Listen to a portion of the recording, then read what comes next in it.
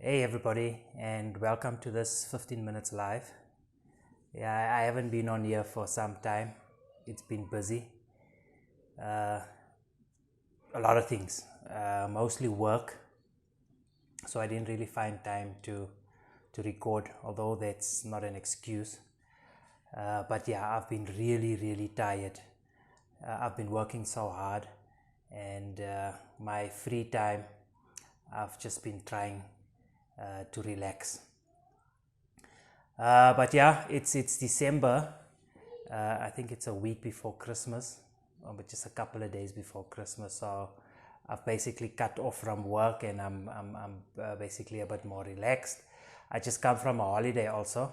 I took some time off with the family, and we went to the coast, and we had a couple of days holiday. So I'm basically refreshed. I feel a bit relaxed, a bit more relaxed, and I'm using these days just to regain some energy. uh, I haven't seen my neighbor for some time, and this morning, when I opened the gate, I was waiting for people to arrive, or it's basically, I won't call them customers. I'm doing some people a favor, so I was waiting outside of the gate for them to arrive, and then my neighbor pulled out of the yard, and he stopped, and we had a brief chat, a bit of a chat. And then he said to me that yeah, he's been away, he's been out of the country, and I think it was Angola. Yeah, he said he was in Angola, which is one of the neighboring African countries. And I asked him, how's Angola? I need to travel and see a bit more of the neighboring countries. So yeah, I think it's the same way with everyone else. We all like to travel. We love to travel, but we'll rather go to the far away places, the overseas. Yeah, I don't know if the word overseas is also a I'll call it an achievement. If you ask someone, where have you been? No, I've been overseas. So if you've been over the sea, overseas, then you've achieved. You went far. So yeah, so when we go, or when we travel, we like to go overseas, because we see that as an achievement. The further we go, or the furthest countries we visit, it's a bit of an achievement for us. But we never visit the neighboring countries. The country just next to your country. Like I don't know, for the guys in the States, it would possibly be Mexico, or whatever the case might be, or Canada, or whatever. You want to go to Paris, you must go over the sea, overseas. So yeah, for us here in South Africa, it would be Mozambique, Namibia, uh, Zambia, and these are all neighboring countries on the border. Zimbabwe, Lesotho. Uh, so yeah, these are the neighboring countries. So yeah, I've been to Mozambique, but I haven't been to the other neighboring countries. Oh, Botswana. Botswana is also one of the neighboring countries. So he's been to Angola, and I asked him, "Hey, how's Angola? Because we need to visit these neighboring countries, and we don't really know what's it like." And he said to me, Angola is a very poor country, and a lot of poverty, and you see that with the immigrants coming into South Africa from these neighboring countries. And he says, but what was so shocking and surprising to him is how friendly the people are. They have so little, and he says they're very friendly people. They're always smiling, and you drive through these villages where people basically live in huts still, and these villages, and he says the people are smiling, carrying firewood on their heads, buckets of water from the river, and they're the happiest people, and they're singing and they're smiling. And he says, when you look around here, you see people who don't have a lot, but they have, they have. And people are sad, they're stressful, they're grumpy, they don't smile. And it kind of made me think that life in itself is all about what can I say? It's all about perspective. Life is about perspective, and doesn't matter whether you're rich or you're poor or whatever the case might be, whether you live in a developed or underdeveloped country. It doesn't really matter. It's all about perspective and how you see life. And if you don't put things into perspective, I think you're going to be very unhappy if you don't put things in perspective. And once again, I'll just mention some differences when we talk about perspective.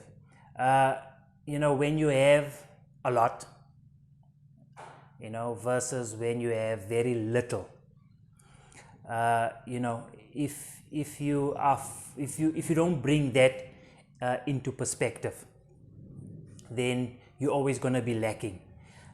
You can have much, you can have a lot, and you can still feel poor, or you can still feel needy, you can still feel like you need, if you don't put it in proper perspective. Or you can have little and not need anything. You don't have the need for anything else. And okay, maybe we can say it's an acceptance, but I don't think it's an acceptance. I think it's a perspective. It's an issue of perspective. How you view yourself, how you view your circumstances, how you view your surroundings. And what perspective basically is a representation of your current situation.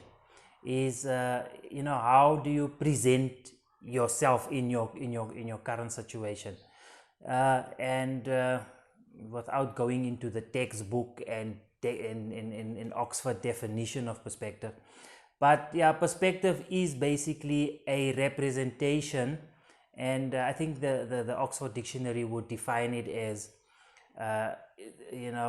representing a 3D object on a 2D surface. So when you represent that 3D object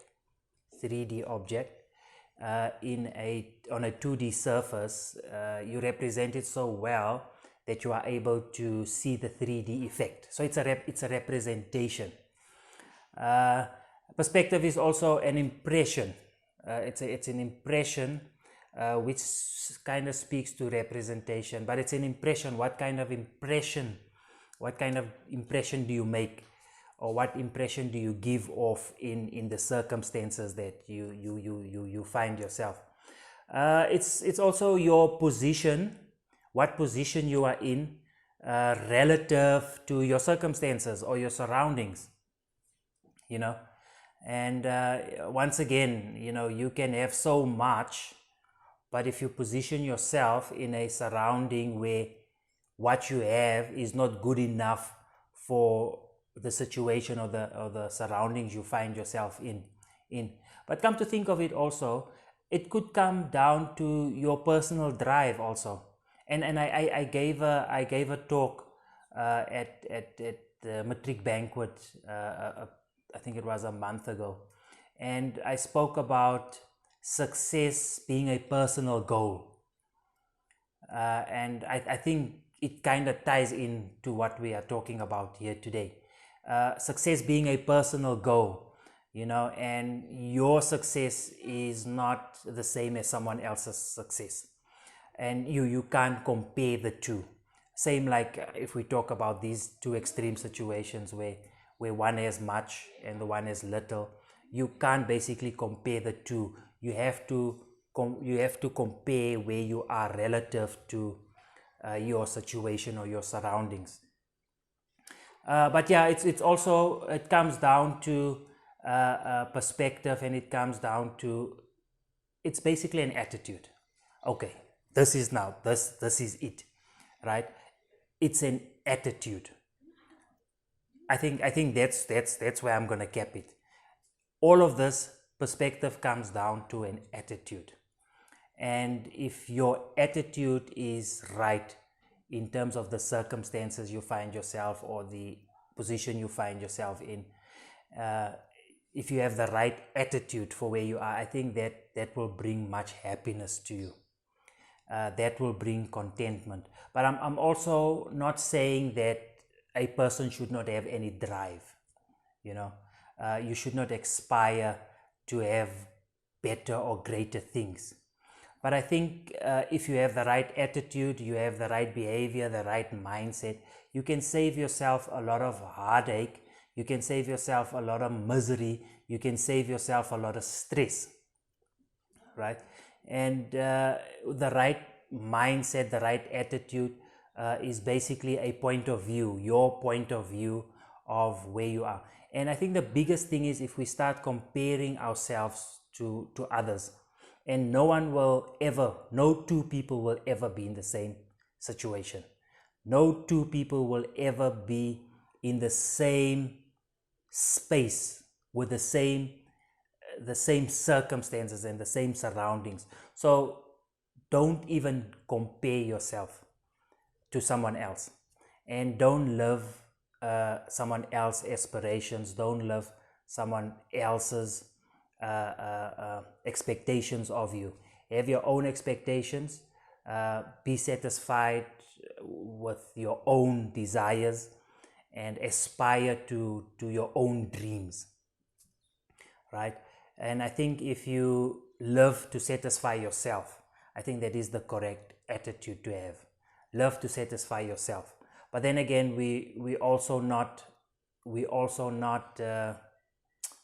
no man is an island. My eldest brother always used to say that no man is an island. You do need people, you live amongst people, and sometimes you need to consider other people. But I think only consider other people when those other people are people that matter to you, right? For instance, don't try and impress your friends, or don't try and live up to the expectations that your friends have of you.